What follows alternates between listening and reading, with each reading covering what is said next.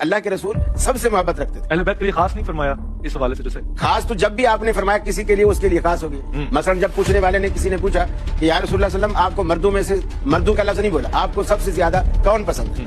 आपने फरमाया अबू बकर। तो फिर उन्होंने कहा नहीं यार नहीं सॉरी, आपने फरमाया आयशा। फिर उन्होंने कहा कि नहीं या रसूलुल्लाह हमारी मुराद मर्दों में से थे। तो आपने फिर भी यही फरमाया आयशा का बाप। तो अब हम ये कहें कि बाकी सब नजरअंदाज हो गए, ये नहीं। सही बुखारी में जो मौलाना साहब ने हदीस पेश की कि नबी इस्लाम से जब पूछा गया सबसे बढ़कर महबूब कौन था, तो सबसे बढ़कर महबूब बीवी से भी पूछ लें। सईदा आयशा के बारे में अल-मुस्तदरक बिल हाकिम के अंदर हदीस मौजूद है। अम्मा आयशा से किसी ने पूछा बताइए कि नबी इस्लाम को अपने सहाबा में सबसे बढ़कर महबूब कौन था, तो उन्होंने कहा कि फातिमा सलामुल्लाहि अलैहा। बुखारी मुस्लिम में हदीस है, फातिमा मेरे जिगर का टुकड़ा है।